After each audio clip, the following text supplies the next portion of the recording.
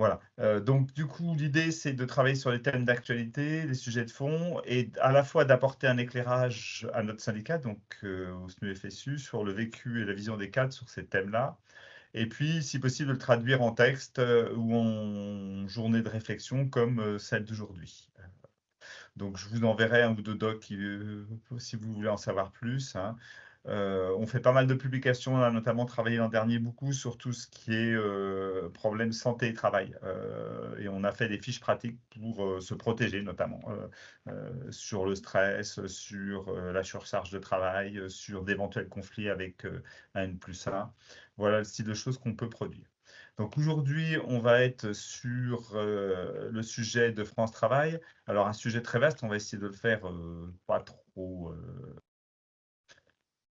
pas trop rentrer dans le détail, mais on va essayer de vous donner notre vision déjà de ce qui est prévu. Ça, vous connaissez peut-être un petit peu parce que vous allez voir beaucoup de choses, mais on voit beaucoup de choses très générales et on ne sait pas forcément ce qu'il y a derrière. On va rentrer un petit peu au-delà de ce qui est fait déjà, puisqu'on a quand même maintenant une vision un peu globale de ce qui est en train de se mettre en place. Alors, c'est souvent des expérimentations donc, qui concernent une ou plusieurs agences.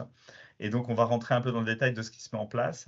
Et puis, on vous dira ce qu'on en pense au niveau du SNU et du secteur cadre. Et puis aussi, quelles seraient nos propositions différentes, si on en a à ce niveau-là. Donc voilà la présentation globale et on va le faire ensuite par thématique. Donc on va aller voir les grands dossiers au niveau de France Travail. Alors au niveau des dossiers, les choses principales qui se mettent en place, c'est l'inscription. Hein, c'est vraiment là où on aura pas mal de changements.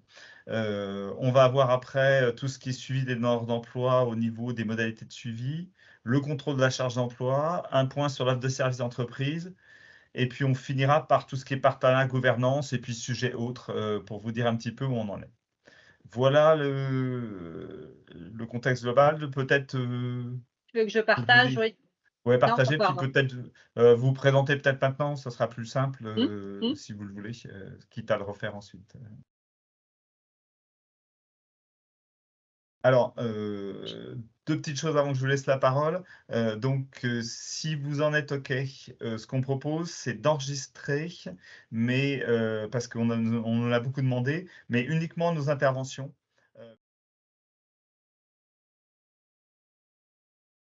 Pas trop changer, donc on va pas trop se perdre par rapport à ça, puisque le demandeur d'emploi aura de toute façon les mêmes éléments à renseigner. Soit donc indiquer sa situation, prendre connaissance des documents utiles, donc on va lui rappeler qu'il lui faut sa carte vitale, son RIB, etc., etc. Et puis donc il va commencer à remplir sa demande d'inscription en ligne. Et là, en fait, dans le cadre de cette inscription en ligne, il va y avoir un changement important, c'est que le script qui est déjà assez conséquent, eh bien, il va s'allonger, puisque un certain nombre de questions complémentaires vont être insérées, de manière à ce que l'intelligence artificielle qui va être couplée donc du coup au futur script d'inscription puisse définir quelque part un pré-diagnostic d'orientation pour le demandeur d'emploi. Donc le demandeur d'emploi, donc, il va renseigner ça, il va valider sa demande d'inscription et il va être orienté automatiquement, dans la très grande majorité des cas, vers la structure qui va l'accompagner. Et cette structure, ce sera soit France Travail, c'est-à-dire nous, ex-Pôle emploi, ou alors la mission locale, ou alors Cap emploi, voire éventuellement les conseils départementaux. Ça pourrait être ça. Donc, ça veut dire un élément très important, c'est que l'ESI, tel que nous le connaissons à l'heure actuelle, n'existera plus. La personne, elle va tomber directement sur les structures accompagnantes et rentrera après directement dans les portefeuilles des personnes qui vont l'accompagner. Donc ça, c'est quand même un élément important. Donc, ça veut dire que ce qui va vraiment changer, c'est l'intervention de l'intelligence artificielle et du pré-diagnostic, en fonction, bien évidemment, de ce qu'on va renseigner à la personne. Donc, je vous donne un exemple.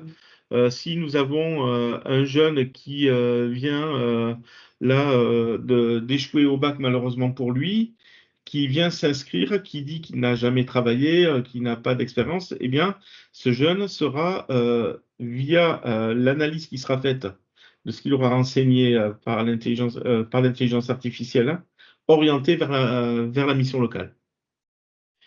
Ça veut donc dire, encore une fois, qu'il y a tout un pan de demandeurs que nous voyons actuellement que nous ne verrons plus. Ça, c'est un point important. L'autre point, c'est qu'il va arriver certaines situations où des demandeurs d'emploi vont, et l'intelligence artificielle ne saura pas vers qui orienter, avoir plusieurs types de spécificités. Exemple, donc toujours mon jeune qui va avoir aussi une reconnaissance de travailleurs handicapés potentiellement. Ben là, vers qui on l'oriente? Est-ce que c'est vers la mission locale? Est-ce que c'est vers Cap Emploi? Dans ce cadre-là, et c'était ce qu'il y avait dans le rapport de Thibaut Gulli, il a fait référence à un entretien giratoire. C'était le terme qu'il avait employé. Alors, ce sera peut-être pas le même terme qu'on utilisera de même, mais en tout cas, l'idée, elle est là. L'idée, c'est que quand on a une personne dont la machine, l'intelligence artificielle n'arrive pas à vraiment définir, eh bien, elle sera reçue. Et là, ce n'est pas défini encore par qui elle sera reçue. Vous voyez, par exemple, est-ce que c'est mission locale, est-ce que c'est Cap Emploi, ou est-ce que ce sera nous? Ça, on ne sait pas trop encore, de manière à approfondir le diagnostic pour l'orienter vers la bonne structure. Voilà. Donc, pour résumer, le demandeur d'emploi va avoir un entretien d'inscription plus long. L'intelligence artificielle va intervenir fortement pour le pré-diagnostic. Il n'y aura plus de SI et l'orientation se fera directement vers la structure accompagnante. Sarah, je te laisse passer sur la vignette suivante. Merci. Alors, on a essayé de noter quelques éléments positifs et quelques négatifs de notre point de vue. Alors, ce n'est pas forcément exhaustif, mais en tout cas, on a noté ces éléments-là.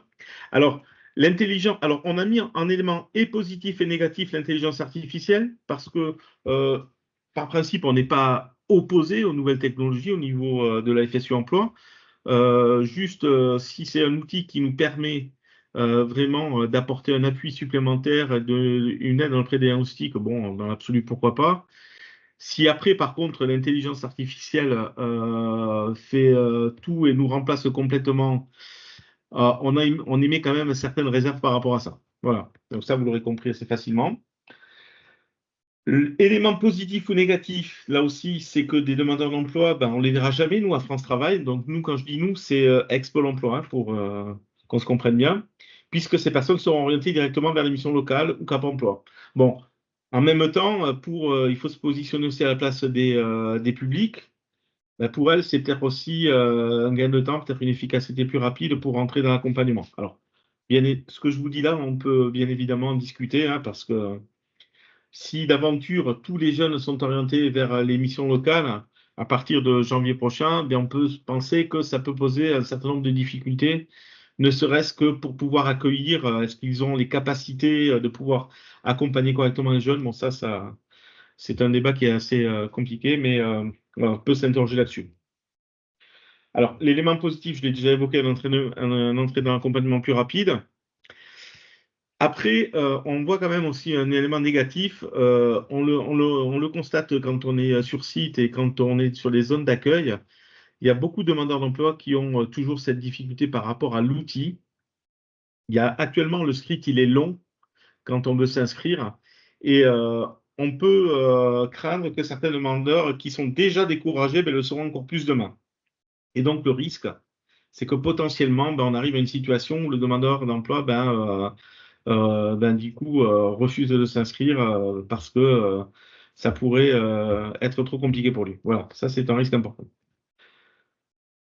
Alors, on vous a volontairement diffusé cette petite vignette parce que voilà un peu ce qui avait été présenté par certains DAP. Alors, on a mis DAFT parce que DAFT, directeur d'agence France Travail, ils ont été contraints de présenter ce petit schéma en réunion de service pour expliquer l'inscription demain. Et alors, c'est vrai que les autres camarades pourront intervenir, mais c'est assez caricatural la manière dont la direction, parce que ça, ce sont des appuis qui viennent de la DG ou des DR, voit un peu l'inscription demain. Hein. Donc, on vous laisse un peu découvrir le document. On voit qu'il confirme bien que la fin de l'ESI, l'orientation ici, on voit vers mission locale sur la droite, vers le bon référent. Bon, c'est encore infantiliser l'ensemble des agents et c'est quelque chose qui est assez caricatural.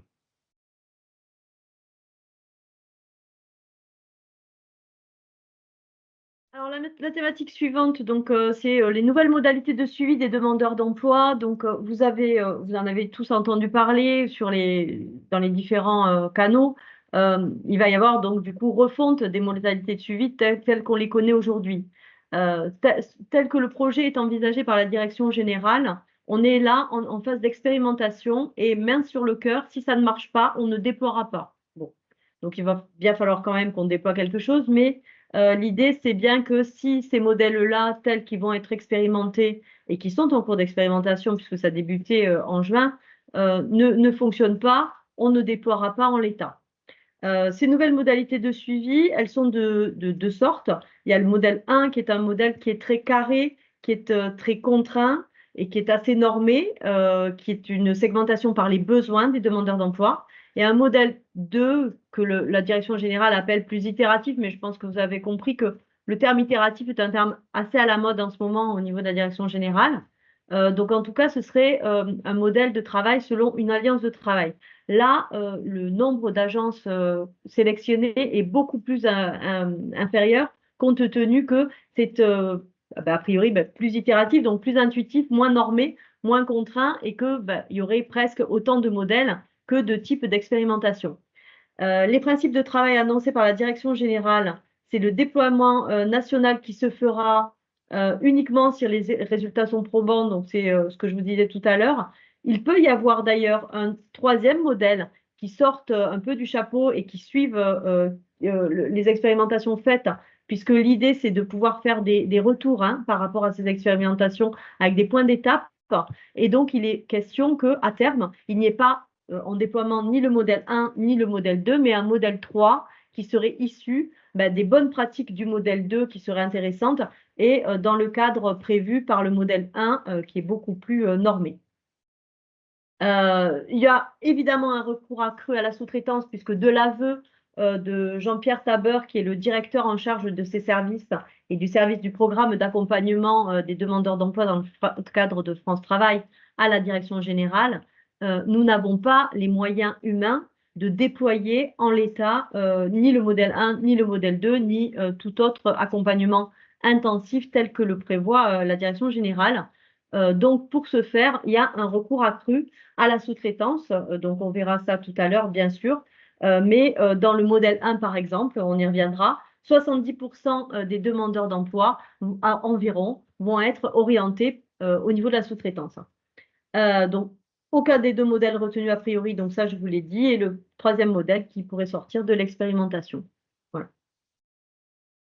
Le modèle 1, donc c'est la fameuse segmentation par les besoins. Donc pour les plus anciens, vous reconnaîtrez là peut-être les dispositifs mis en place précédemment sur les niveaux de service R1, R2, R3, P1, P2, P3. Les grandes logiques de travail, c'est que sur le modèle 1, on a un axe de travail sur des demandeurs d'emploi qui sont employables immédiatement. Pour ce faire, là, c'est des demandeurs d'emploi qu'on ne confierait pas à la sous-traitance, avec un portefeuille mixte qui serait déployé, en tout cas, c'est les consignes ou les directives qui sont plus ou moins données aux sites qui vont mettre en place, mais peut-être que vous en faites partie et que vous pourrez nous faire un retour. Avec la mise en place donc, de portefeuilles mixtes, des demandeurs d'emploi qui auraient besoin d'un accompagnement intensif pour 20 ou 30 demandeurs d'emploi maximum en portefeuille et à côté, une soixantaine de demandeurs d'emploi pour lesquels le conseiller à France Travail pourrait superviser les actions. En tout cas, les demandeurs d'emploi. Pardon? Ouais, excuse-moi 2 secondes, Christelle. Sarah, tu peux essayer de zoomer un peu sur les différents trucs. C'est peut-être pas évident, mais les rendre plus gros.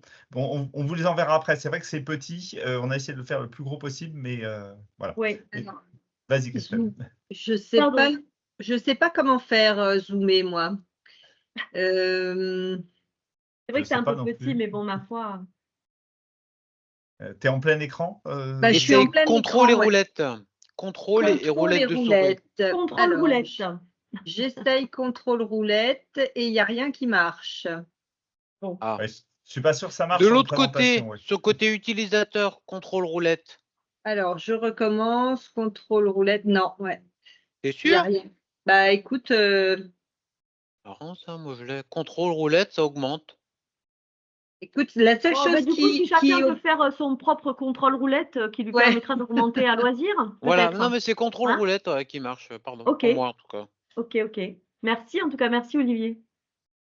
Alors donc, les demandeurs d'emploi, donc vous voyez, le parcours emploi, c'est le premier parcours identifié avec un type de parcours type R1 qu'on a pu connaître dans un autre temps, avec des demandeurs d'emploi facilement employables, qui là seraient confiés donc à des conseillers en interne à France Travail, et du coup avec là une réinterrogation de mettre en place des portefeuilles spécifiques sur les conseillers à dominante entreprise, qui pourraient être couplés avec la logique de vivier, et de sorte à ce que ce soit pris en charge par l'interne. Ensuite, on a un parcours qui nécessite en tout cas un travail complémentaire, avec là, pour le coup, une partie qui va être mise à la sous-traitance, et c'est le fameux modèle 1 où 70% des DE finiraient en sous-traitance.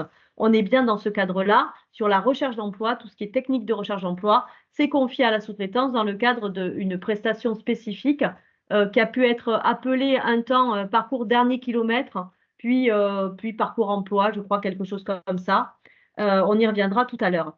En revanche, il y a une réinternalisation du travail autour du projet professionnel, où on va demander aux conseillers de France Travail de voir dans quelle mesure le projet professionnel peut être adapté et peut s'adapter au marché du travail local, avec une réinterrogation du travail plus approfondie autour du projet, notamment dans le cadre de la nouvelle offre de service des psychologues du travail, qui est actuellement en expérimentation sur plusieurs régions et pour lequel on devrait avoir un bilan au CSEC là, probablement dans les prochains mois, de sorte à voir justement si on déploie cette nouvelle offre de service au niveau de France Travail.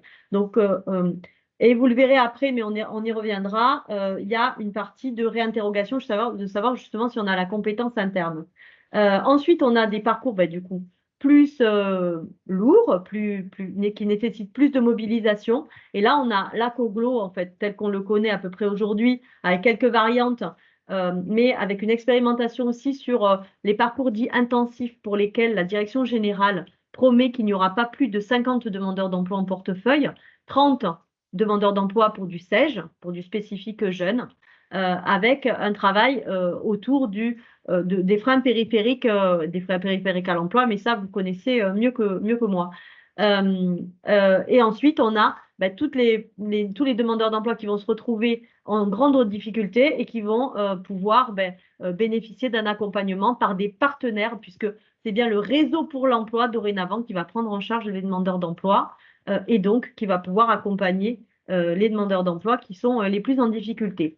On a le questionnement de la réinterrogation autour de la compétence interne à mobiliser pour ce qui est des parcours professionnels. Et je dis ça pourquoi? Parce que quand on a discuté au moment de la présentation de la situation économique et financière de France Travail au niveau national, le conseil d'administration de France Travail a autorisé la mobilisation de la sous-traitance dans 2 cas de figure, soit le manque de moyens internes parce que la ressource humaine n'est pas là, soit l'absence de compétences sur le sujet. Et donc, c'est pour ça que cette question-là fait partie des questions réinterrogées en interne. Le modèle 2, maintenant. Le modèle 2, donc, c'est la priorité à l'alliance de travail. Là, on se retrouve en fait dans une situation un peu particulière. En gros, il y aura autant de schémas que de types d'expérimentation. L'idée, c'est que le conseiller est mis au centre le conseiller France Travail est mis au centre avec un portefeuille resserré, maximum, je vous le disais, 50 demandeurs d'emploi, avec mobilisation possible de prestations ou pouvoir faire appel à des experts sur une durée de parcours qui va être maximale de 18 mois, parce que l'idée, c'est bien qu'on puisse faire, entre guillemets, faire tourner le plus possible les demandeurs d'emploi pour que le plus de monde possible puisse bénéficier de cet accompagnement, je dirais, premium. Les autres demandeurs d'emploi, ben, qu'est-ce qu'on en fait? Ben, en gros, on les met à la sous-traitance, d'où le chiffre aussi de 70% de DE qui finissent en sous-traitance. Soit on les met en sous-traitance, soit on les fait gérer par des portefeuilles collectifs et mutualisés. C'est-à-dire qu'il n'y a plus un interlocuteur identifié dans ce modèle-là, mais il y a une masse de demandeurs d'emploi avec des portefeuilles qui sont extrêmement conséquents, ceux-là, et qui sont gérés par plusieurs conseillers en même temps avec justement la mise en place d'actions collectives qui peuvent être des ateliers, des mises en parcours. Bon, voilà, je ne vous la refais pas, mais c'est l'idée. Donc, des demandeurs d'emploi un peu privilégiés, ce seraient ceux qui ont le plus besoin avec l'équivalent de l'ACOGLO, en fait, dans le modèle 1, qui auraient un seul conseiller et pour lesquels l'idée, c'est de pouvoir accélérer leur retour à l'emploi le plus possible par une action spécifique. Et à côté, des demandeurs d'emploi qui seraient soit mis en sous-traitance, soit mis dans un traitement mutualisé, mais qui, pour le coup, ne seraient pas forcément des demandeurs d'emploi qui seraient très autonomes sur leur recherche d'emploi, d'où la question du comment on fait quoi, à terme. Voilà. La diapo suivante, oui. Donc, dans le modèle 1, pour vous résumer, il y a une réinternalisation du travail sur le projet professionnel, une externalisation de tout ce qui est technique de recherche d'emploi. Donc, ça, je vous l'ai dit, avec la fameuse prestation spécifique dernier kilomètre. Le conseiller de France Travail qui suit un portefeuille diminué, donc de 20 ou 30 demandeurs d'emploi maxi, et qui supervise un parcours de demandeurs d'emploi plus autonome sur 60 demandeurs d'emploi environ et qui vont être justement segmentés selon leurs besoins réels. Dans le modèle 2, le conseiller de France Travail il a un portefeuille qui est statique, qui est de 50 demandeurs d'emploi maximum, 30 pour les contrats jeunes, en accompagnement intensif. Et donc, dans le cadre de l'accompagnement intensif, là, pour le coup, on va tester les fameuses 15 heures d'activité qui sont actuellement testées sur l'XP allocataire du RSA. La sous-traitance va pouvoir être mise en place sur la mutualisation et sur les demandeurs d'emploi restants. La suivante, s'il te plaît. Sarah, merci. Les points saillants sur les nouvelles modalités de suivi et d'accompagnement des demandeurs d'emploi. Il y a 3 impacts majeurs, tout modèle confondu. La suppression de la notion de en et hors portefeuille, puisque ça, c'est prévu que ce soit géré justement à terme dans une même notion. La mutualisation de certains accompagnements, donc ça, on l'a vu, avec la création de portefeuilles spécifiques et la création de portefeuilles pour les collègues qui sont conseillers entreprises. L'objectif, c'est de trouver un modèle qui survive à la conjoncture économique et qui soit assez durable. Une sous-traitance qui explose avec un budget considérable, puisque l'objectif à terme, c'est 700 à 900 000 demandeurs d'emploi qui sont visés, avec 360 millions de budget. Ça, c'est du coup, lors de la situation économique et financière, c'est un point qu'on a mis en avant.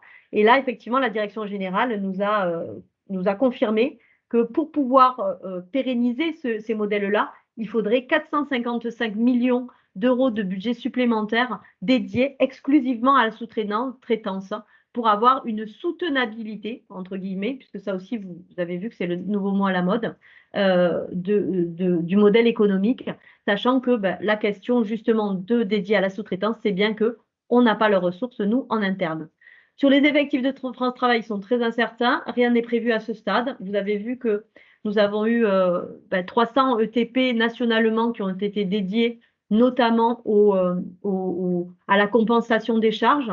Dans ce cadre-là, il nous a été précisé que le modèle Opéra, qui était celui qui était utilisé jusqu'ici pour calibrer les charges ressources, allait être revu en fonction justement de nouveaux inducteurs qui seraient plus en phase avec les réalités de France Travail et les expérimentations, parce que dans tous ces projets, que ce soit modèle 1, modèle 2, ce qu'on constate, c'est que tout est à ISO effectif, quel que soit le programme développé et quelle que soit la situation globale. Je crois que j'ai à peu près fait le tour du sujet. On peut peut-être passer à à des questions complémentaires. Juste vous dire que le fameux tirage au sort qui a été fait en réalité est un vrai faux tirage au sort dans le sens où préalablement, il y a eu mise en place de segmentation des sites sur la base de ce que vous connaissez tous, la performance comparée, de sorte à pouvoir calibrer les agences sur lesquelles ça pourrait être intéressant de mettre en place ce genre d'action. Et puis pour terminer, sur la situation financière de France Travail, vous dire que ce qu'on a constaté pour cette année et les années à venir, c'est un désengagement du budget de l'État, un désengagement aussi des budgets des fonds européens. Donc il va y avoir l'abandon d'un certain nombre de programmes et une fin du cofinancement des prestations par l'État. C'est-à-dire que précédemment, l'État donnait un budget à France Travail et à côté de ça, finançait un certain nombre de prestations, notamment VSI par exemple ou FOAD. Ces prestations-là, il n'y aura plus de cofinancement de l'État. Si France Travail veut les continuer, elle le fera sur son budget propre. Donc ça entame pas mal aussi notre capacité d'action. Et à noter que l'État ne cofinance plus qu'un seul type d'action, c'est les POE. Voilà, les POE. J'ai Alors, terminé. peut-être 2-3 compléments. Sarah, si on peut revenir sur la diapo 7 notamment. Et puis, il y a pas mal de questions ou de remarques dans le fil d'actu, donc on va revenir. Alors, quelques précisions déjà. Je discutais avec un DAP qui me disait que au-delà de la segmentation, etc., ça c'est dans les expérimentations, mais derrière, ils parlent déjà de l'étendre. Et ça veut dire qu'il faut requalifier tous les portefeuilles. Et le DAP me disait que dans les premières infos qu'il avait, on lui disait qu'il allait le faire en 3 mois. Il sait qu'une des agences qui était en XP et qui a commencé à resegmenter a fait 80% de ses demandeurs d'emploi en 6 mois. Donc il se demande comment on va faire en 3 mois. Et plus les agences se grossent, plus c'est compliqué. Sur le modèle 1, donc quelques petites précisions. Donc, on a eu au niveau des directions régionales le cahier des charges de la nouvelle prestation. Alors, elle s'appelle Direction Emploi. Donc, ça y est, le cahier des charges a été envoyé. Le marché va prochainement démarrer puisque normalement, on nous demande de donner des agents pour dépouiller le marché, puisque quand on est sur des marchés, ça se fait souvent sur un dépouillement soit en région, soit au niveau national. Et ça serait en plein milieu du mois de juillet, ce qui est un très bon mois pour mobiliser je ne sais pas combien de dizaines d'agents. Donc effectivement, des coûts très élevés. Alors, par rapport à cette diapo-là, vous avez... Juste, Michel, oui. tu dis ça va se faire rapidement.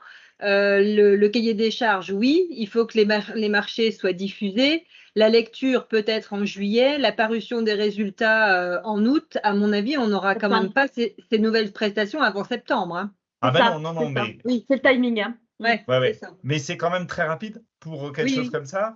Et on va encore bâcler les choses parce que si on diffuse maintenant qu'on dépouille en juillet, ça veut dire qu'on laisse peu de temps aux prestataires pour répondre, sachant qu'ils vont avoir des réponses plus rapides parce que si je ne m'abuse, c'est sur ce marché-là qu'on ne demandera plus les CV et les profils des intervenants. C'est-à-dire que jusqu'à présent, quand on organise un marché, les directions régionales vérifient que les intervenants aient le profil qui est demandé. Si par exemple, on demande un psychologue du travail sur, par exemple, sur certaines prestations comme PES ou des choses comme ça, on vérifie. Et si le personne n'a pas le profil, en principe, on ne valide pas. Ou alors, on demande aux prestataires de se mettre en conformité dans un délai relativement rapide. Là, a priori, il n'y a plus du tout de choses comme ça, ce qui est quand même un peu inquiétant. Alors, sur ce petit schéma-là, vous voyez, dans les axes de travail, c'est petit, mais l'ADG nous a donné des estimations dans le marché direction emploi. Ils estiment que sur les immédiatement employables, ça serait 27% du public. Les publics en accompagnement intensif de recherche d'emploi, ça serait 15%. Que l'ADG estime quand même un nombre de monde important, hein, puisque le tout, ça fait dans les 900 000 par an. La partie projet professionnel, ça représenterait 28%, ce qui est quand même énorme, ce qui n'est pas illogique. Le global rénové, ce qu'ils appellent le SP, là, on serait sur 17%. Le social, seulement 5%, je pense qu'ils sont optimistes. Et puis les dispositifs spécifiques, qui sont sûrement des fois pas loin du social pour certains, représente 8%. Voilà pour un peu les infos à ce niveau-là. Et Direction Emploi, donc gros marché, hein, puisque on est sur des volumes financiers énormes. Je sais plus, j'avais calculé quand j'avais reçu les premiers chiffres, mais je me rappelle plus. Mais je ne sais pas comment on va financer si en plus on n'a plus de fonds européens et une baisse de participation de France Travail à ce niveau-là. Il va falloir trouver les sous. En tout cas, Michel, il y a une chose qui est certaine, c'est que le budget qui va être alloué sur la sous-traitance, si on le rapportait à des embauches de conseillers, puisque tout à l'heure, une personne là, dans le fil a fait référence à des études comparatives entre l'efficacité de la NPE à l'époque, hein, ou de Pôle emploi, et de la sous-traitance, eh bien, on est plus efficace et on coûte moins cher. Et donc, si on prend ce budget-là qui va être alloué, on pourrait, alors on a fait une petite étude, un petit calcul simple, hein, une règle de 3, hein, combien coûte un conseiller, son salaire annuel chargé, bon voilà, eh bien, on arriverait à plus de 6000 recrutements. C'est énorme. Plus de 6000 conseillers. Et alors, c'est une moyenne, bien sûr, après en termes de portefeuille, mais ça ferait 140 demandeurs d'emploi par conseiller. Donc, c'est quelque chose qui nous, au niveau de la FSU Emploi, en tout cas, nous fait particulièrement réagir. Et c'est un axe de revendication très fort que nous avons. Olivier, tu avais demandé la parole, puis on va prendre le fil de discussion ensuite. Merci. Alors, plutôt remarque, tu as parlé de Christelle d'ISO effectif, donc compris qu'effectivement on n'aurait pas d'embauche par rapport à ça. Je suis un peu interpellé, là il n'y a plus la diapo sous les yeux, mais je suis un peu interpellé parce qu'habituellement les prestataires faisaient le boulot pour les demandeurs d'emploi, entre guillemets, les plus faciles à caser. D'après la diapo que tu nous montres, ils seraient exclus du premier, si je ne me trompe pas. C'est ça. Donc, Oui. ils auraient un autre type de public, ce qui nous change un petit peu, même si j'ai compris que leur formation, enfin la validation des prestataires serait plus light. Et puis, ça reste un peu flou pour moi. Donc, le modèle Opéra, je vois dont il s'agit, mais tu as parlé de cofinancement de l'État sur les projets sur les projets France Travail et sur les financements France Travail qui ne seraient plus là. Alors, hormis pour les POI, sauf que dans certaines régions, la région finance aussi l'État finance aussi la formation, puisque la région ne finance pas. Dans ce cas-là, qu'est-ce qui va se passer? Alors sur la formation, ça ne bouge pas, hein. C'est vraiment pour le financement interne de France Travail. L'État nous alloue 33 à peu près % de notre budget. Et demain matin, les fonds européens, par exemple, vont être, eux, diminués de 35% par rapport à ce qu'on connaissait aujourd'hui. Idem sur les cofinancements de l'État. C'est-à-dire que l'État nous donne une partie de notre budget et ensuite finance un certain nombre de nos actions, comme les POI ou comme VSI par exemple, ou comment FOAD. Ces deux prestations-là, par exemple, ne seront plus cofinancées. Et si France Travail décide de continuer à les mettre en œuvre, il faudra qu'elle les finance sur ses moyens de fonctionnement. C'est-à-dire que c'est ça qu'on mettra en moins sur autre chose. Voilà. Mais sur la formation en tant que financement de formation, ça ne rentre pas en ligne de compte. On ne la paye pas sur nos deniers à nous. Donc, ça ne rentre pas dans notre budget. Moi, ce dont je vous parle, c'est les baisses prévues sur le budget de France Travail, en fait. La sous-traitance, par exemple, sur l'ensemble du budget, quand il y a le financement FSE, par exemple, qui baisse de 35%, dans le même temps, la sous-traitance, elle, le budget dédié à la sous-traitance augmente de plus de 17%. C'est considérable. Ça fait 42 millions d'euros sur une année, par exemple. Oui, Mais ça ne touche pas, en tout cas, les formations. Ce qui s'est passé, Olivier, c'est que l'État, depuis maintenant quelques années, juste après le Covid, nous a demandé d'accélérer sur certaines prestations la mise en œuvre. Ou d'en mettre qu'on n'avait pas forcément prévu, hein, style EMD, VSI, PES, enfin, c'est des choses qui ont été aussi portées par l'État. Et pour qu'on puisse les mettre en place dans des délais corrects, ben, il a fallu mettre des budgets. Et c'est pour ça que l'État s'est mis à cofinancer, entre guillemets. On peut avoir donc un triple cofinancement, entre guillemets, c'est-à-dire le budget propre de Pôle emploi, l'État et du FSE qui nous arrive avec des voies détournées, mais on en a deux qui vont vont baisser, donc avec une masse de prestations qui va augmenter. Donc, est-ce qu'on va abandonner certaines prestations? Ça, une vraie question, alors que certaines commencent à être bien montées en charge. Par exemple, PES, on a vu tout l'intérêt de cette prestation-là depuis quelques temps, quoi. Ok. Et c'est une question qui va se poser de façon prégnante, hein, de c'est pas si, c'est on va abandonner au moins à minima des volumes si c'est pas le type de prestation. Et donc dans les parcours, on nous dit clairement que le conseiller de France Travail va pouvoir mobiliser les prestations, notamment dans le cadre de la COGLO, sauf que tout dépend quelle prestation il restera, quoi, hein. Ok, je vous remercie. J'ai bien compris qu'on avait les vignettes à la fin, celles-ci étant très précieuses. Oui. Alors, j'aurais Après, peut-être... Oui, Michel, vas-y. il y a quand même une chose, c'est que la logique quand même qui court là-dedans, c'est dans ce document, c'est que les demandeurs d'emploi, ils basculent de plus en plus sur la gauche, hein. C'est-à-dire sur l'employable. C'est vraiment cette logique-là. Bon, on peut prendre des freins périphériques. Bon, bien évidemment, ils ont conscience qu'ils n'ont pas le choix, mais l'idée, c'est quand même qu'on les en ramène le plus rapidement possible vers le parcours emploi. Et quand ils sont dans le parcours emploi, qu'ils basculent de plus en plus vers le côté à gauche, avec une petite chose aussi importante parce que ça tourne dans le réseau. Les CDE, donc les conseillers entreprises, vont avoir des portefeuilles. Mais ça va être des portefeuilles de demandeurs d'emploi, mais ça va être plutôt des portefeuilles sur la logique des viviers. Des viviers. Ouais. Voilà, hein, c'est vraiment ça, quoi. On y reviendra avec la partie entreprise. Alors, C'est ça. effectivement, je ne sais pas si c'est la logique de basculer sur la gauche, entre guillemets, c'est Oui, plutôt le dans le souhait. schéma. C'est plutôt le souhait politique. Après, est-ce que c'est faisable? C'est une autre question. Dans le fil de discussion, Caroline est alertée effectivement sur les études. Bon, ça, nous, on le fait assez régulièrement quand même. On a interpellé nos DR et la DG régulièrement en disant, vous savez que ça coûte moins cher d'utiliser des conseillers de Pôle emploi plutôt que des prestataires quand on regarde bien. Mais c'est absolument pas l'orientation actuelle de l'État, hein, et depuis quand même un paquet de temps. Donc, malheureusement, voilà, on a beau le dire là-dessus. Caroline, tu parles... Parce que, y compris, ça obligerait à faire plus que doubler nos effectifs, compte tenu des critères qui sont mis en place. Donc, du coup, ils préfèrent mettre les budgets à la sous-traitance, parce que comme ça, en fonction de savoir si on augmente ou pas les moyens sur la recherche d'emploi, du coup, ils pourront plus facilement se séparer de prestataires plutôt que de salariés. Caroline, tu parlais du LUA. C'est quoi le LUA? Je ne sais plus. C'est les portefeuilles à coloration handicap, Ok, d'accord. en lien avec Cap emploi. Alors ça, Théoriquement, ça va perdurer, ça. Il y aura pas de souci, hein.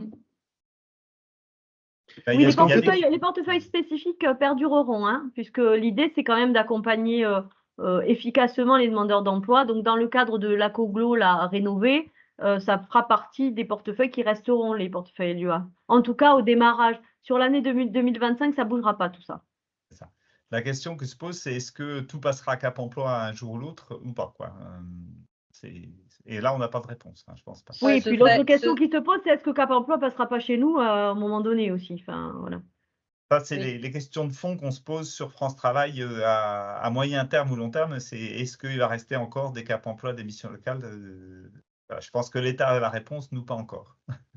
La question, elle se pose, hein, sur l'orientation des demandeurs, parce que quoi que décide l'IA et le pré-diagnostic, les structures dont on parle, Mission Locale et Cap Emploi, si eux aussi c'est à effectif constant, ils vont très vite arrêter la machine et ils vont pas pouvoir accueillir et accompagner l'ensemble des jeunes ou l'ensemble des demandeurs d'emploi qui sont reconnus travailleurs handicapés, hein. Et dans tous ces programmes-là et dans toutes ces expérimentations, il y a bien à chaque fois répété que la corde de rappel, c'est nous, France Travail, hein. Donc, tous ces demandeurs d'emploi et certainement les plus éloignés de l'emploi qui ne seront pas orientés vers ces structures-là resteront chez nous. C'est ça. Et dans le recours à la sous-traitance aussi, hein, le choix qui a été fait par notre direction de sous-traiter principalement les demandeurs d'emploi les plus proches de l'emploi et qu'on conserve, nous, les plus éloignés, ça renforce aussi la difficulté, le tout à effectif constant. C'est pour ça qu'on peut clairement envisager qu'à terme, il y aura plutôt un modèle 3 basé sur le modèle 1, avec une partie les points les plus intéressants tirés des expérimentations du modèle 2, mais ce sera probablement le modèle 1 qui sera déployé le plus. Alors, dans le fil de la conversation, Caroline nous disait aussi, dans le modèle 2, on récupère les DE lorsque la sous-traitance ne sera pas efficace. Alors oui, mais comme maintenant. C'est-à-dire que maintenant, on envoie un DE sur EMD, puisqu'on n'a plus que celle-là, ou sur VSI, mais EMD. On a moins de 50% des DE qui trouvent du boulot. Hein, je ne sais plus combien c'est, mais c'est une vingtaine de pourcents ou 25. On les récupère et c'est aussi parce qu'on envoie des gens qui ne relèvent pas forcément de EMD. Et la problématique sera la même, surtout avec des diagnostics rapides dès le démarrage, hein, même si on a l'IA. Hein. C'est ça aussi la difficulté, c'est que dans ces deux modèles-là, que ce soit le modèle 1 ou le modèle 2, on risque très très vite, une fois que les demandeurs d'emploi, soi-disant les plus proches de l'emploi, auront participé à l'une ou l'autre des prestations et qui n'auront pas retrouvé un emploi ou qui ne seront pas entrés en formation, on va les récupérer. Et on va les récupérer cette fois-ci dans des portefeuilles pléthoriques, hein, qui risquent de dépasser 1000 personnes. Oui, et la mutualisation de portefeuille et la gestion collective des portefeuilles, Oui. même si ce n'est pas dans le modèle 1, c'est quelque chose que la DG a bien en tête et compte bien reproduire. Voilà.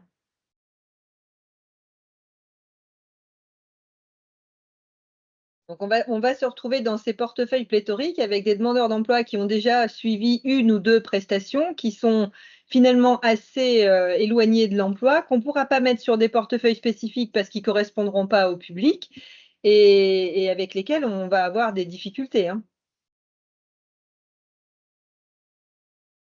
Et là va être aussi la difficulté par rapport aux commentaires aussi qu'on avait sur les résultats en fait, hein, des prestataires auxquels on fait appel. C'est-à-dire que si demain, on leur envoie principalement les demandeurs d'emploi les plus proches de l'emploi et que nous, on garde les plus éloignés, les plus difficiles, peut-être que ces résultats risquent de s'inverser et qu'on vienne nous dire ensuite que notre travail n'est pas très efficace alors qu'il l'est plus chez nos prestataires.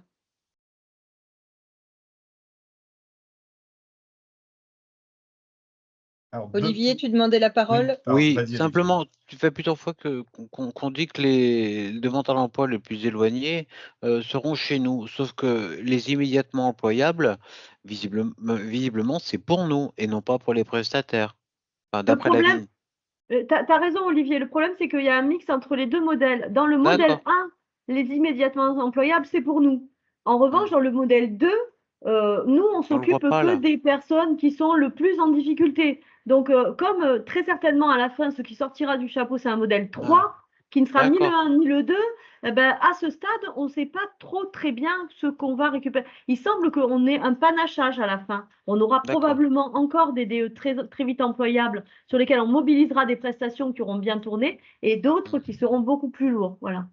D'accord. Je pense, hein, mais ça, c'est mon ressenti à ce stade. Je ne c'est sais une pas. prospective. Oui. Une dernière question avant de m'arrêter. Les portefeuilles pléthoriques seront les portefeuilles des demandeurs d'emploi qui reviennent de prestations. Et ce seront des portefeuilles mutualisés, c'est ce que vous avez dit.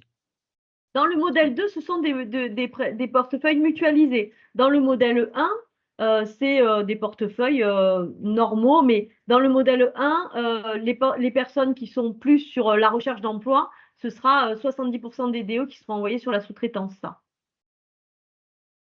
Mais après, effectivement, ils nous reviennent. Hein, ça, c'est. Après, à un moment donné, sauf s'ils ressortent en emploi, on sera très content. Parce que ça aussi, c'est un des éléments qu'on n'a pas donné, c'est que dans les appels d'offres, sur cette nouvelle prestation qui va être mise en œuvre, il y a deux modèles de rémunération pour le prestataire.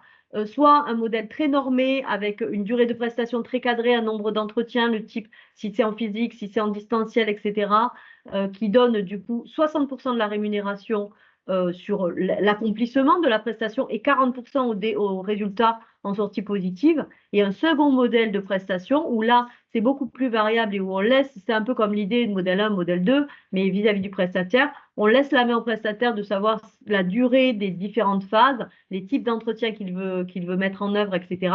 Et où là, 75% de la rémunération, c'est sur la sortie positive. Voilà. Globalement, hein, on n'invente rien parce que Mm. sur ces choses-là, on l'a déjà sur des prestations, on paye effectivement résultat. Et sur ce que disait Olivier sur qui on suit, ben, si on fait un peu d'histoire de cette boutique, on a régulièrement basculé entre suivre les plus éloignés de l'emploi ou suivre les plus proches. Rappelez-vous, il y a quelques années, on avait décidé de ne pas suivre ceux qui étaient proches de l'emploi parce que l'ex-ACDIC avait calculé que 30% des gens reprenaient du boulot dans les 3 premiers mois et on estimait que ça valait pas le coup de s'occuper d'eux. Et là, j'ai l'impression qu'on est dans un modèle un peu mixte, c'est-à-dire effectivement, on va être sur ceux qui sont proches de l'emploi, ben, on s'en occupe mais très peu et puis on les laisse se dépatouiller. Les autres, on leur met un boost avec du prestataire et puis ceux qui sont loin, ben, on les dispatche entre les partenaires et nous parce que de toute façon, on sait que ceux-là. Le contrôle de la recherche d'emploi, contrôle rénové. Donc là, je vous ai remis sur la première diapo un rappel, mais on va y passer rapidement.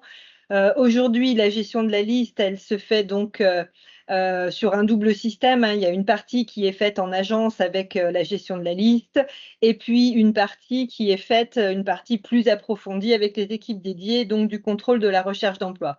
Ça, c'est ce que l'on a aujourd'hui sur le contrôle. Dans le projet et dans le contrôle de la recherche d'emploi rénové, donc issu évidemment de la loi plein emploi, hein, on remplace en fait le système de sanctions et la gestion de la liste telle qu'on l'a connue depuis des années par un contrôle donc qui sera un système comme il est dit ici d'appréciation des manquements et qui sera donc réalisé en totalité par les équipes du CRE. Ça amène donc quand même des profonds changements, hein, alors, avant d'aborder les changements, oui, les régions qui sont concernées par le pilote. Alors là, on ne parle pas d'expérimentation, mais de pilote, mais bon, on est bien quand même sur à peu près la même chose. Auvergne-Rhône-Alpes seront concernées, Bretagne, Grand Est, Hauts-de-France, La Réunion, Nouvelle-Aquitaine, Occitanie et PACA. Donc ça, c'est les régions qui sont concernées par l'expérimentation qui a commencé là au mois d'avril. Sur les changements, donc là, on parle bien, on fait référence à un nouveau contrat avec les demandeurs d'emploi. C'est ce qu'on a vu dans toute la littérature France Travail, avec un droit à l'accompagnement et une obligation d'assiduité et de recherche d'emploi. Donc, tous les demandeurs d'emploi sont susceptibles d'être contrôlés demain par les équipes du CRE, soit par des requêtes automatiques telles qu'on le connaissait déjà auparavant, ou des signalements faits par les agences. La gestion de la liste donc passera en totalité, en tout cas pour les régions qui expérimentent, au CRE, plus de gestion de la liste effectuée en agence. Et l'objectif est bien d'un gain de productivité sur les contrôles tels qu'on les a connus, où il y avait quasiment systématiquement des questionnaires et des entretiens téléphoniques avec les demandeurs qui étaient contrôlés, soit issus des requêtes, soit des signalements. On va quasi systématiquement supprimer ces questionnaires et ces entretiens qui prenaient du temps à faire, entre le moment où on arrivait à joindre le demandeur d'emploi ou quand il voulait bien nous retourner le questionnaire, etc. Donc, en fait, là, les équipes de contrôle vont pouvoir contrôler les dossiers sans passer par les questionnaires et les entretiens. Les contrôles donc, seront effectués sur la base pardon, sur la base d'un faisceau d'indices. Donc ça, c'est rappelé dans tous les documents qui décrivent ces expérimentations, sans qu'on ait plus de détails sur ces faisceaux d'indices. La dématérialisation s'accélère aussi dans le cadre du processus de contrôle. Et ce qui est annoncé aussi dans ce projet de CRE rénové, donc c'est que chaque agence aura un référent CRE qui sera nommé dans les agences. Quel sera son rôle précisément, sur quel temps de travail et quelles seront ses relations avec le CRE. Bien que les expérimentations aient déjà débuté là en avril, la direction n'est pas en mesure de nous donner des informations précises là-dessus. Alors, évidemment, ça ne sera pas une mission à temps plein, ça sera comme tous les autres postes de référents, que ce soit les référents création d'entreprise ou communication, etc. Mais par contre, ce qu'on aurait aimé quand même, c'est qu'il y ait peut-être une fiche, quelque chose de plus précis sur leur rôle et puis une évaluation du temps de travail que ça va représenter. Donc ça, c'est sur les changements. Les alertes donc sur la mise en place de ces nouveaux contrôles, c'est qu'aujourd'hui, pour les régions qui vont expérimenter, la direction n'a pas été en mesure non plus d'évaluer le transfert de charge de travail. Qu'est-ce que ça va représenter pour le Creux, pour les équipes du Creux? Si les équipes du Creux reprennent toute la gestion de la liste et que donc on augmente aussi le nombre de contrôles, ils n'ont pas été en mesure de nous dire précisément quelle allait être la charge de travail supplémentaire sur ces expérimentations. Pour le moment, c'est pareil, comme tous les autres projets, on nous parle de mise en place du Creux rénové, mais à ISO effectif, pas de recrutement prévu, bien qu'on nous demande de tripler les contrôles et qu'ils récupèrent la gestion de la liste. Donc, comment on va pouvoir assumer cette nouvelle charge? Ça, les équipes du Creux sont quand même assez inquiètes sur le sujet. France Travail et demande aussi aux agences d'augmenter le nombre de signalements au Creux. Donc ça, ils se sont rendus compte que les contrôles faits suite à des signalements étaient souvent plus pertinents que lorsque c'était des requêtes faites en informatique. Donc là, on demande aussi aux agences de plus signaler aux équipes du Creux et de passer donc à 15%. Une question qui se pose aussi si la gestion de la liste disparaît donc dans les agences, c'est que deviennent nos collègues dans les pôles appui qui géraient actuellement cette activité. Alors, les pôles appui sont très, très différents d'une agence à l'autre. Certains gèrent que cette activité, pour d'autres, c'était une activité parmi d'autres. Mais en tout cas, c'est quelque chose qu'on n'a pas complètement anticipé, préparé. Et je ne suis même pas certaine que les collègues concernés aient été informés et accompagnés pour ces changements. Une alerte aussi, c'est que les demandeurs d'emploi donc, qui vont être avertis ou radiés suite à ces contrôles, certains, comme aujourd'hui, vont vouloir des explications. Et évidemment, les équipes du contrôle de la recherche d'emploi ne sont pas accessibles au public. Donc, ces demandeurs d'emploi, ils vont venir en agence. Ils vont venir en agence pour avoir des explications. Et la question, c'est qui demain sera en capacité de leur répondre? Étant donné que la gestion de la liste et les sanctions ne seront plus faites en agence, qui va pouvoir leur répondre? Est-ce que c'est le conseiller référent du demandeur? Est-ce que c'est le CRI? Est-ce que c'est le référent Creux? À ça, la direction ne nous apporte pas de réponse non plus. Et quand on pose ces questions-là, la seule réponse que l'on a souvent, c'est que ce sera dans des marges de manœuvre des agences. Je vous laisse imaginer ce que ça peut donner. Dans les alertes aussi et dans les choses qui vont se mettre en place, c'est que les services du Creux vont devoir mettre en place des équipes pluridisciplinaires pour le contrôle, donc avec nos partenaires, les missions locales, les Cap Emploi, les conseils départementaux. Et les questions qui se posent, c'est que nos partenaires jusqu'à présent ne géraient pas la gestion de cette gestion de la liste. On a quand même des ambitions et des objectifs relativement différents. Donc, la question, c'est comment créer une culture commune autour de ce contrôle, des objectifs communs et partager en fait des points pour analyser les situations qui seront complexes et qui vont donner lieu à des sanctions. Et puis, dernière alerte qui est aussi très, très importante et qui notamment nous a été remontée par les collègues du Creux concernés parce que le conseiller Creux qui va prendre une décision d'avertissement ou de sanction, c'est aussi lui qui recevra les explications du demandeur, etc. C'est-à-dire qu'il va prendre en charge, il aura à sa main la sanction du début à la fin. Et donc, on ne voit plus là-dedans le regard croisé sur la situation du demandeur d'emploi tel qu'on pouvait l'avoir sur la gestion de la liste aujourd'hui. Donc ça pose quand même une difficulté et des questions parce que ça veut dire qu'une seule et même personne pourra décider des suites du contrôle et des sanctions. Je continue. Aujourd'hui aussi, dernière petite alerte. Donc, on nous demande effectivement de tripler les contrôles, mais est-ce qu'on ne va pas aussi nous demander d'augmenter le pourcentage de sanctions? Je vous ai remis un petit schéma alors que vous aurez peut-être du mal à voir parce qu'il n'est pas gros, mais Aujourd'hui, suite au contrôle, on a des radiations à 13%. Une redynamisation, c'est-à-dire une prescription d'entrée en prestation qui représente 16%, et puis une sortie du contrôle pour autres motifs à 11%. Et vous voyez que le plus gros, c'est que la recherche active est constatée, c'est-à-dire que les dossiers qui sont contrôlés, on voit que le demandeur d'emploi il remplit ses obligations et donc il y a rien à faire de particulier. La question qu'on peut se poser demain, c'est que oui, une augmentation du nombre de contrôles, mais est-ce qu'on ne va pas nous demander aussi d'augmenter cette proportion de radiation suite au contrôle? C'est une question. Dans les étapes, hein, les étapes, donc ça devait commencer en avril et puis on devait faire un bilan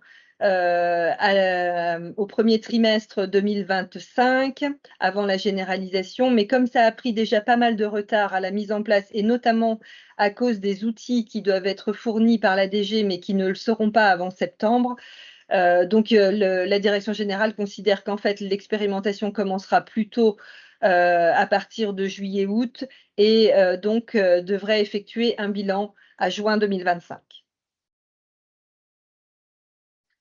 Et donc je vous laisse la parole si vous avez des questions sur le sujet. Alors, juste peut-être compléter juste sur un tout petit point. Oui. Quand il disait, on se demande qui va bien pouvoir répondre à ces questions quand il sera à l'accueil. Je pense qu'il faut aller chercher de ce côté-là, du côté toujours pareil de l'intelligence artificielle, puisque à France Travail, là, en ce moment même, on développe une intelligence artificielle générative qui sera le chat France Travail pour pouvoir utiliser cette compétence-là en interne et que les conseillers n'utilisent pas le chat GPT. C'est un pur produit qui est en train d'être développé au niveau de la DSI. Il y a des millions qui sont mis sur le projet, donc on veut que ça marche clairement. Et donc, on peut. Donc, l'intelligence artificielle générative, à la différence d'une intelligence artificielle classique, est capable, à partir d'un certain nombre de données et de réponses déjà faites ou déjà produites par des conseillers, de générer à terme sa propre réponse sur une question qui n'a jamais été posée. On peut peut-être se demander si on ne va pas aller chercher de ce côté-là, puisque là, pour le moment, la direction générale, quand elle nous présente ce projet, nous dit que c'est un projet qui est exclusivement à bénéfice interne des agents et ne sera pas, pour le moment, mis à disposition des demandeurs d'emploi, mais à terme, il ne l'exclut pas non plus. Donc, on peut très bien envisager que sur un certain nombre de questions, y compris l'indemnisation, il y ait un certain nombre de réponses qui puissent être données par l'intelligence artificielle générative, qui sera tout à fait à même de répondre à ces questions-là.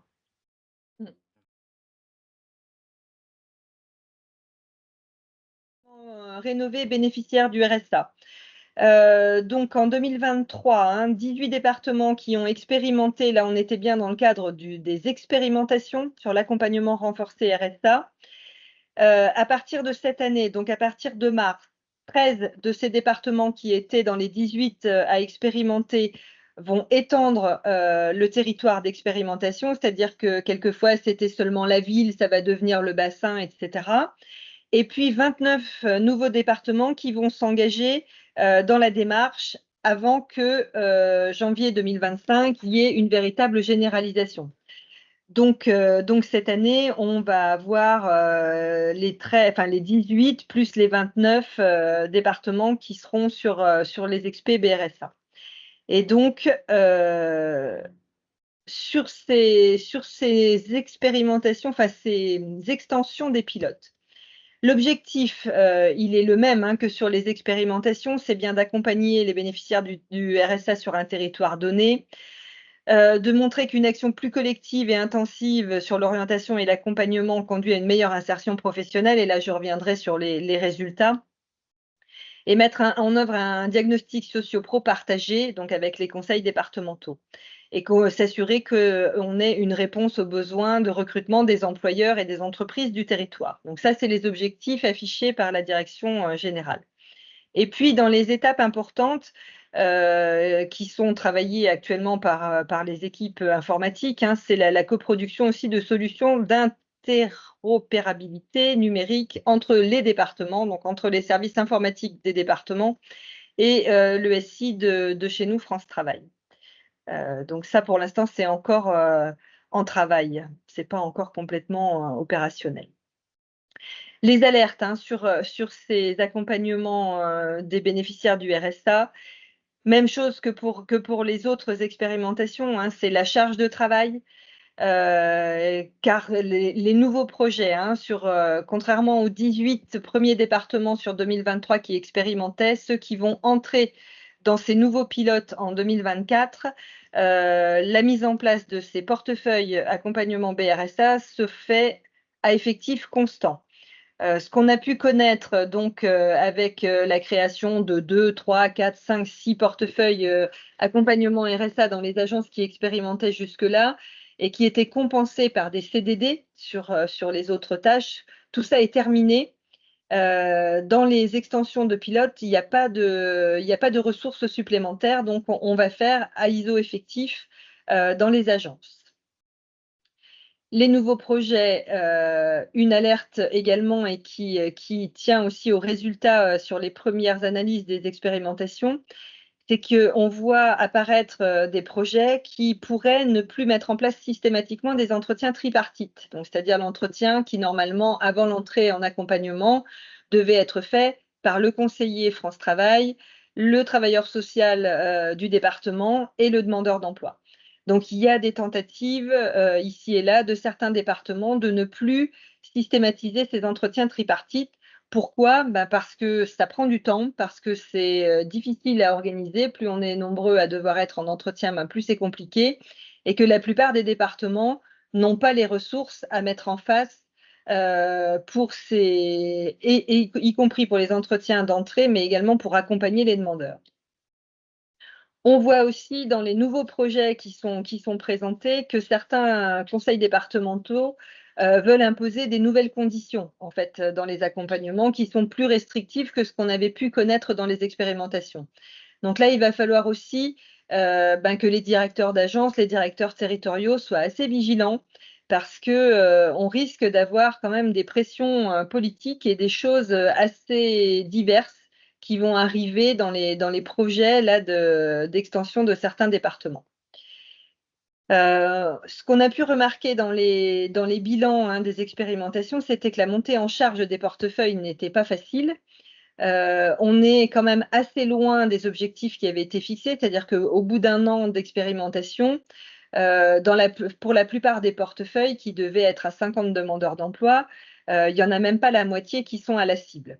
Et là, on revient sur la difficulté en fait de la mise en place des entretiens tripartites et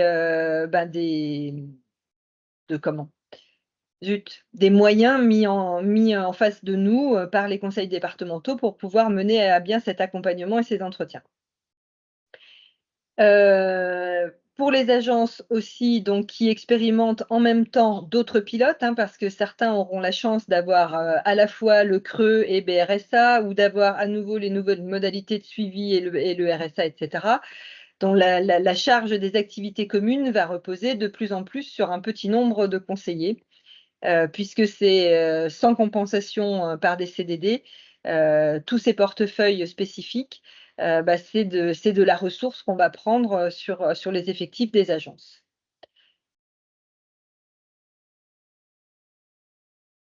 Non, après, c'est l'entreprise. Donc là, moi, j'en ai fini sur le point RSA. Donc, je suis à votre écoute si vous avez des questions. Et visiblement, il n'y en a pas dans le fil. Stratégique, c'est on va faire mieux, on va faire plus, donc accompagner plus d'employeurs, mieux, parce qu'avant, je pense qu'on ne faisait rien, en allant au-delà de leurs besoins. Alors moi, je ne sais pas trop si ça veut dire aller au-delà des besoins des employeurs, ou alors ça peut aller très très loin. On va améliorer la qualité et la pertinence des candidatures proposées, comme si les CDE et les CDDE, jusqu'à présent, ils faisaient n'importe quoi et que tout d'un coup, il y avait une solution miracle. Et quant à garantir la transparence du marché du travail, bon courage. Alors ça, c'est des objectifs stratégiques qui sont quand même des effets d'annonce, en plus du déjà vu, parce qu'on va le voir dans les changements. Bah, c'est le retour de la prospection, c'est-à-dire que ce qu'on a totalement abandonné avec Pôle emploi 2015 et le passage, enfin la division des conseillers entre conseillers demande et conseillers entreprise. On ne demandait plus aux conseillers entreprise d'aller en entreprise, du moins faire de la prospection. C'était censé y aller pour les promotions de profil. Là, on va avoir une forte augmentation souhaitée puisque le DG veut qu'il y ait 75 000 prospections de plus par an, hein, ce qui est énorme, enfin le DG ou le mini, je ne sais plus. Une nouveauté, mais qui a déjà existé, une prestation de conseil aux PME TPE, ça s'est déjà fait dans les années 90, à ma connaissance, ou 2000, je ne sais plus. Je me souviens d'avoir traité le marché. Et puis, une autre nouveauté, des plateformes DE pour les CDE, des portefeuilles, pardon. Donc ça, on va y arriver, hein. Bon, globalement, ce n'est pas vraiment des nouveautés, hein, parce que les plateformes de prospection, ben, pour ceux qui ont un peu de bouteille, moi, ça fait 5-6 fois que je vois les expérimentations. Elles tiennent 6 mois, 1 an, 2 ans maximum, et ça s'est toujours cassé la gueule parce que ça ne fonctionne pas. Alors peut-être que c'est mon côté ancien et que je suis rétif à la nouveauté, mais j'ai quelques doutes. J'en discutais avec quelques CDE, avec quelques DAP qui n'avaient pas l'air d'être plus motivés que ça. On se souvient de l'expérimentation. Alors, on a eu ça dans ma région et 2 régions. On a fait de l'expérimentation avec la Poste. Alors là, c'était pas vraiment de la sous-traitance de prestataires, c'était la Poste les facteurs qui allaient en même temps qu'ils distribuaient le courrier, proposer aux entreprises les services de Pôle emploi. Alors, le bilan était très bon, comme tous les bilans, mais on a abandonné derrière, ce qui est plutôt pas très bon signe à ce niveau-là. Voilà, donc sur les nouveautés, alors les impacts et les points d'étape, donc la diapo suivante, hein, ben, déjà la coordination avec les partenaires, on a déjà fait ça il y a quelques années aussi, hein, des prospections communes avec Pôle emploi, avec les missions locales. On a passé beaucoup de temps à se concerter, je ne suis pas sûr que ça a donné beaucoup de résultats par rapport au temps passé. Là, on parle de 75 000 contacts. Donc, la DG dit c'est surtout la sous-traitance et les partenaires, sachant que la sous-traitance devrait en faire moins de 50%. Ça en laisse quand même quelques-uns pour les conseillers. Et puis, on est toujours dans le domaine du toujours plus d'immersion. Alors, on ne sait pas pourquoi faire, hein, parce que ça fait partie des plans d'action qu'on nous a demandé l'an dernier au niveau des DDO. On nous a dit qu'il faut faire plus d'immersion. Moi, j'aime bien poser des questions. J'ai demandé pourquoi il fallait en faire plus, parce qu'en soi, l'immersion, c'est pas mal, hein. Mais pourquoi plus? Pourquoi est-ce qu'on n'en faisait pas assez? Je n'ai pas eu de réponse. Plus de MRS, mais avec le même nombre de CDE et de conseillers MRS, ça va être compliqué parce qu'on sait que ça prend un peu de temps. Et puis, dans les impacts, j'en discutais avec un DAP hier, il commence à y avoir une grosse contradiction entre ce que lance la DG au niveau des expérimentations et puis les indicateurs stratégiques de la tripartite, puisque par exemple sur le NT1, on a une pression énorme sur le fait qu'on doit traiter les offres en moins de 30 jours. Alors là, on nous parlerait de 26 jours. Et notre capacité à le faire, surtout si on augmente le nombre d'offres avec la prospection, parce que là, on va aller chercher des offres plus compliquées à pouvoir ou des offres que les entreprises n'arrivent pas à pouvoir. Et mon DAP que j'avais hier me disait clairement, il a des conseillers, il en connaît d'autres dans le département, puisque le département de la Côte d'Or, par exemple, et expérimental là-dessus, qui n'enregistrent plus les offres parce que sinon ils font baisser le NT01. Quand on enlève de maçon, par exemple, eh ben, on réfléchit des fois à 2 fois avant de l'enregistrer parce que comme on sait qu'on ne sera pas dans les 30 jours, eh ben, on va se faire engueuler par le DRAO ou la DG parce que le NT1 baisse. On arrive à une certaine schizophrénie à ce niveau-là. Alors, le regard du Sud là-dessus, ben, je vous l'ai dit, c'est du nouveau avec du vieux et pas de moyens en plus. La sous-traitance, ben, là aussi, qui va être forte. L'améliorer la pertinence des candidatures, ça fait 30 ans qu'on dit ça. Malheureusement, ben, on propose ce qu'on a en fichier et on sait que quand le chômage est un peu plus faible, comme en ce moment, même s'il remonte, il ne nous reste pas forcément les plus employables, hein. Et on n'est pas sûr que l'inscription, l'orientation automatique avec l'IA risque de rendre nos fichiers plus fiables. Là, moi, j'ai quelques doutes aussi. Et la transparence du marché du travail, ben, les obligations des employeurs n'ont pas été renforcées, voire même limitées. Donc, on a aussi quelques doutes sur le fait que ça marche quelque chose. Alors, petit point complémentaire, donc alors je suis en train de reprendre parce que j'ai un deuxième document. avec donc les, les portefeuilles demandeurs d'emploi pour les entreprises, alors pour les CDE, donc on a interrogé quelques CDE. Dans l'ensemble, ils ne sont pas opposés, notamment ceux qui ont été conseillers à demande avant. Ils ne trouvent pas ça incohérent. Par contre, ils disent quelle est la taille des portefeuilles, c'est-à-dire s'ils ont une dizaine de personnes, c'est gérable, vingtaine, ça devient plus compliqué. Et là, un DT leur disait qu'on aurait au moins 30. Ils ne savent pas comment ils vont suivre ces personnes-là parce que leur boulot, c'est pas de suivre des DE quand même. Ça va vraiment poser question, quoi. Voilà un petit peu ce qu'on peut dire rapidement sur l'offre de service entreprise.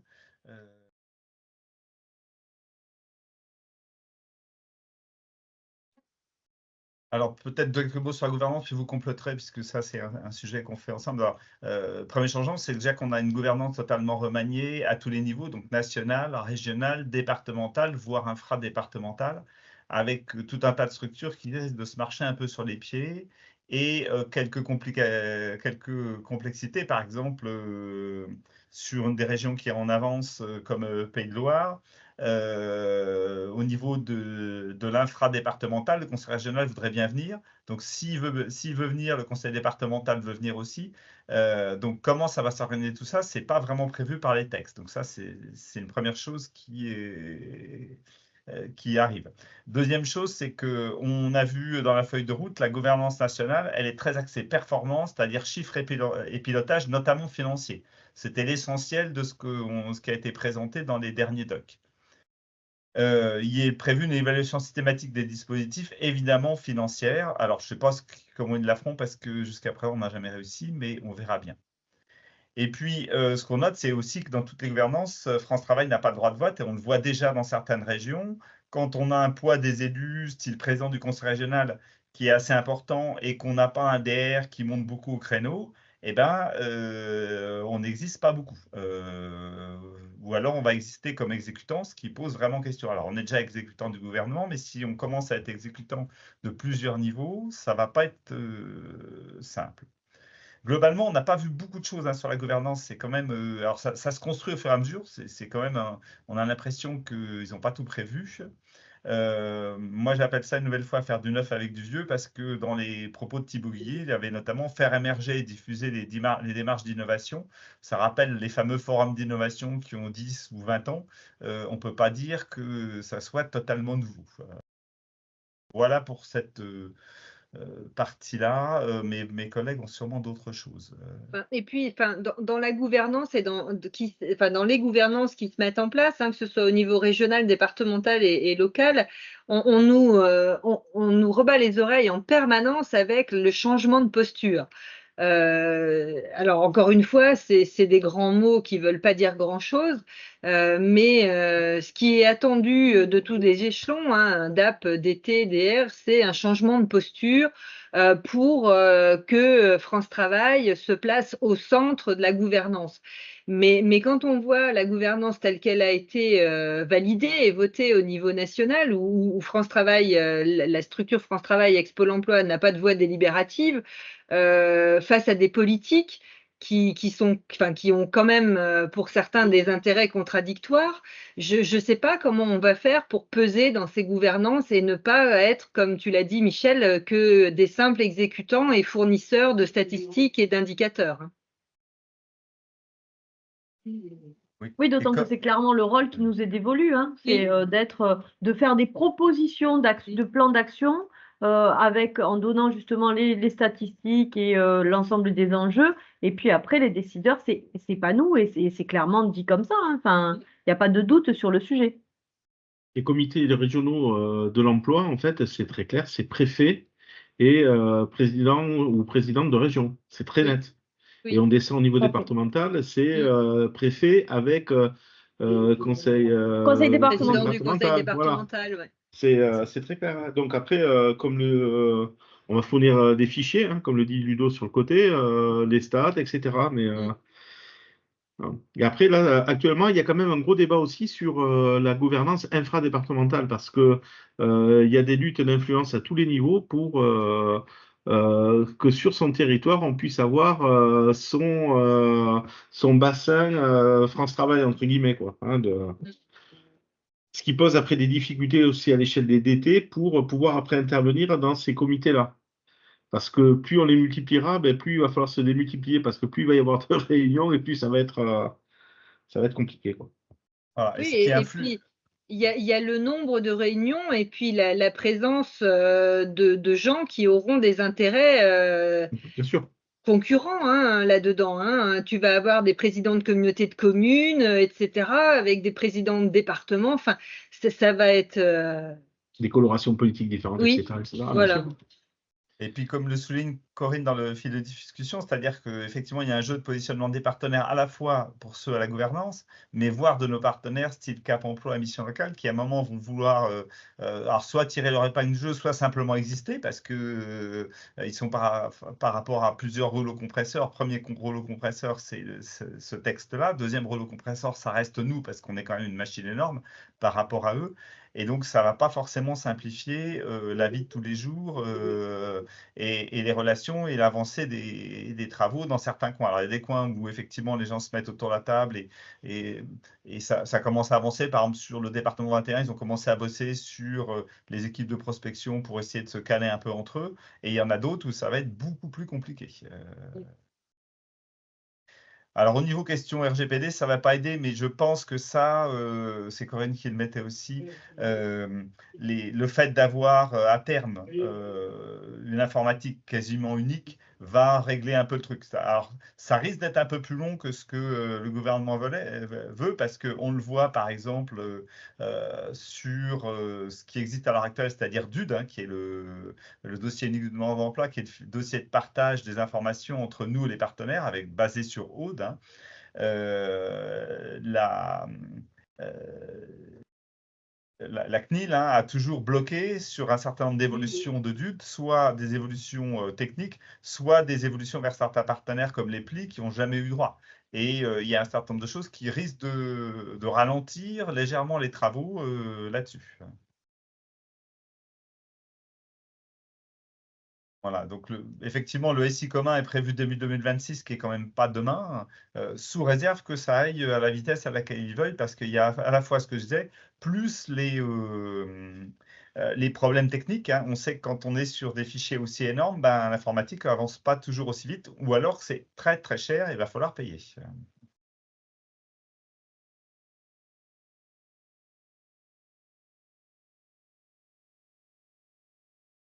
Partenariat, voilà. C'est vrai que ça va nous obliger à travailler ensemble. Alors, c'est un des aspects positifs, entre guillemets. Hein. Je discutais avec 2 responsables de partenariat d'autres régions qui sont assez avancés. Il me disait que France Travail avait obligé à travailler ensemble un peu plus près, notamment au niveau des CODIR, des DR et des DRAO. Il y en a certains qui avaient tendance à considérer les partenaires comme des sous-traitants, hein, et ça les oblige à bosser un peu plus et à se rapprocher. Ça peut être la même chose pour certains DAP, hein, qui étaient notamment sur l'interne. Par contre, bonjour, les nouveaux plannings des DAP, parce que on leur dit qu'ils vont être beaucoup sur l'externe, mais qui c'est qui va faire tourner les boutiques, vu qu'on a supprimé les adjoints quasiment partout. Les RE, ils n'ont pas forcément le temps, donc ça ne va pas être très simple. Voilà, les outils informatiques communs, alors il y en a qui semblent avancer comme ODD, je ne sais même plus ce que ça veut dire d'ailleurs, je ne sais pas si l'un d'entre vous le sait, c'est un DAP qui m'en a parlé, mais j'ai pas eu le temps de... Organisation des démarches. Organisation des démarches, voilà, ouais. C'est pour les collègues qui sont sur le SEG, entre autres. C'est Ouais, ça, c'est voilà. ça. Mais enfin, ça va au-delà de l'outil informatique commun. L'idée, c'est que ce soit bien France Travail qui soit à la manœuvre et qui soit détenteur de l'outil justement informatique commun. Et du coup, on produirait des communs pour nos partenaires. Donc les impacts, c'est bien évidemment la charge de travail hein, qui va se multiplier. Il y a aussi un fort risque de gâcher l'opportunité de faire des choses ensemble car il y a trop de choses. Quand on discute avec les partenaires, ils nous disent franchement que nous, on a des habitudes de travailler en mode projet parce que on est toujours sur des projets, des nouveautés, etc. Les missions locales, les Cap Emploi ne sont pas sur ce schéma-là ou pas tout le temps. Et ça commence à perturber fortement leurs équipes de travailler comme ça avec des changements et des nouveautés tout le temps. C'est pas négligeable, quoi. Et pour finir, peut-être, on regarde du SNU, on sent que la DG est totalement déconnectée du réel, hein. Il balance les initiatives à une vitesse grand V, sans s'occuper de savoir si ça suit. Et ça suit pas, ça va suivre de moins en moins. Et il y a vraiment une question sur l'accompagnement des DAP sur le changement de posture. Alors certains DAP étaient déjà très sur l'externe, d'autres peu, voire pas du tout. Pour l'instant, on a des déclarations d'intention disant qu'on va les accompagner, mais on n'a rien vu de concret, de mis en place là-dessus. Et il y a vraiment un boulot à faire avec eux. Bénédicte a posé une question là sur le côté concernant le SI avec effectivement l'informatique là qui bug régulièrement, qui est un irritant plus. Et est-ce que c'est les modifs par rapport à la mise en place du SI commun ou est-ce que ce sont les petites évolutions qui ralentissent? J'ai presque envie de dire les deux. Honnêtement, je n'en sais rien, mais Les deux avec j'ai envie de dire les un deux, hein. facteur, pardon, les deux avec un facteur supplémentaire qui est en plus l'obsolescence des PC portables qu'on a, qui sont prévus avec des budgets qui commencent à être mis en place pour leur remplacement, mais qui sont prévus plutôt fin 2025, début 2026. Donc je crois qu'il va falloir encore être assez patient. Et puis, dernière chose, comme soulignait un responsable partenariat en région, c'est que on avait jusqu'à présent des conventions en cours avec pas mal de partenaires. Dans la plupart des régions, on a demandé d'arrêter les conventions au 31 décembre 2023, ce qui fait qu'on n'a plus de cadre. Alors pour l'instant, ça semble pas trop poser de problème, mais si ça dure, ça pourrait être gênant. Olivier, tu voulais prendre la parole, oui. Alors, une réaction par rapport à l'obsolescence des PC, donc c'est vrai que elle est programmée, enfin bon, elle arrive régulièrement, mais c'est aussi, donc on a des PC qui fonctionnent encore, très bien, mais il y a des applis qui sont dessus, qui sont lourdes et c'est aussi un choix, d'utiliser des applis lourdes qui souvent sont américaines, hein, Teams pour pas le nommer comme on est en train de l'utiliser aujourd'hui, qui consomment énormément de ressources. Donc l'obsolescence programmée, n'oublions pas, c'est aussi des charges encombrées. Hem, Pardon, excusez-moi, c'est une réflexion qui me vient comme ça. Autre chose, alors du coup, plus sur le fond, je pensais qu'on le verrait dans le filet, j'ai peut-être loupé. Les sous-traitants, en termes d'accompagnement, quel va être leur, alors on a parlé effectivement de leur niveau, de recrutement par rapport au CV, choses comme ça, des collègues, enfin des employés des sous-traitants, j'ai du mal à les appeler collègues encore. Hem, Est-ce que par rapport aux implantations, de leur bureau, par exemple, ils auront des obligations?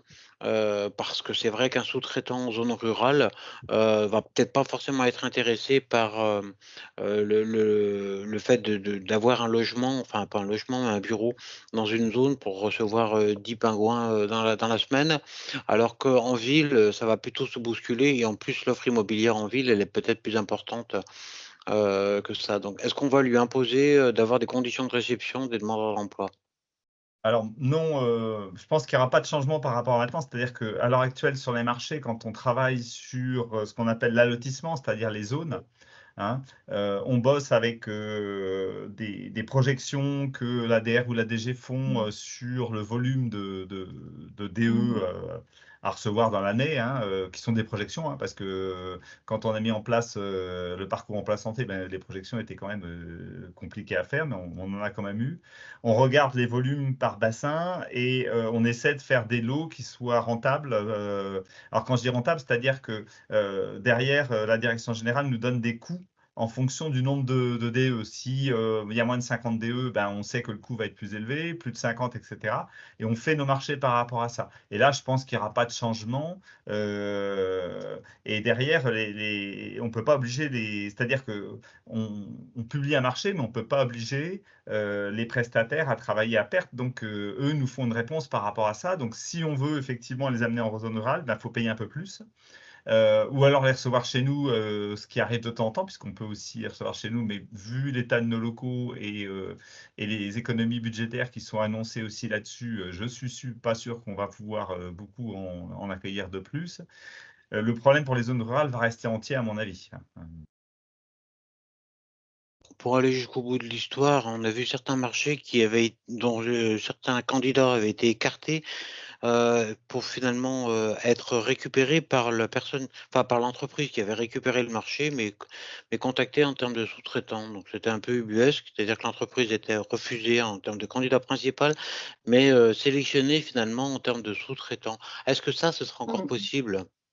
Oui, oui, ça ne va pas changer ça, hein. C'est-à-dire qu'effectivement, alors, normalement, les sous-traitants sont prévus au départ, mais un prestataire peut en faire rentrer un autre. On a notre mot à dire à ce niveau-là, mais on sait très bien que sur certains marchés, si on n'accepte pas les sous-traitants, sachant que, alors on ne peut pas faire autrement, et sachant quand même que si un sous-traitant rentre sur un marché, il va être obligé de suivre la réponse du titulaire du marché et non pas sa réponse à lui. C'est-à-dire que, par exemple, le titulaire, si on l'a refusé, c'est peut-être parce qu'il s'est engagé sur moins de choses que le titulaire du marché. Donc derrière, c'est quand même le titulaire du marché qui est tenu à ce que son sous-traitant il suive tout ce qui est prévu dans le marché. Sinon, il peut être pénalisé puisqu'on a des pénalités qu'on applique rarement, mais qu'on applique de temps en temps quand ça déconne totalement.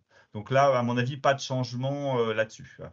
Sachant que, comme on le disait au tout début, les marchés vont être un peu plus souples sur le marché ouvert. Là, je ne sais plus comment ils l'appellent, puisqu'il y aura 2 modèles. Mais sur le deuxième modèle, on ne va pas demander grand-chose et on va attendre des résultats. Donc là, comment on va contrôler, mis à part sur le nombre de placements, c'est tout. Alors, il va falloir qu'on conclue parce qu'il y a quand même pas mal de collègues là qui nous quittent. Oui, oui, oui, on a été bavard. Désolé. Vous rappeler à l'ordre, mais. Bah, les sujets transversaux qu'on avait prévus, on les a vus, je pense, au fur et à mesure, hein, on en a parlé. Voilà, c'est des choses qu'on a déjà dit, donc pas forcément plus de choses à dire là-dessus. Enfin, je sais pas si vous avez des choses à rajouter ou s'il y a des questions pour les collègues. En tout cas, sur les points qui étaient notés là, on les a abordés au fur et à mesure des interventions, je pense. Oui, je partage. Peut-être si certains collègues ont encore des questions là pour clôturer. Et puis, Ouais, moi je voulais vous dire merci parce que non, ça porte pas toutes les réponses aux questions, mais en fait, c'est plus clair quand même, surtout sur les choix d'orientation et sur ce qu'il y a derrière, hein, parce que c'est vraiment la question que nous posent souvent les collègues.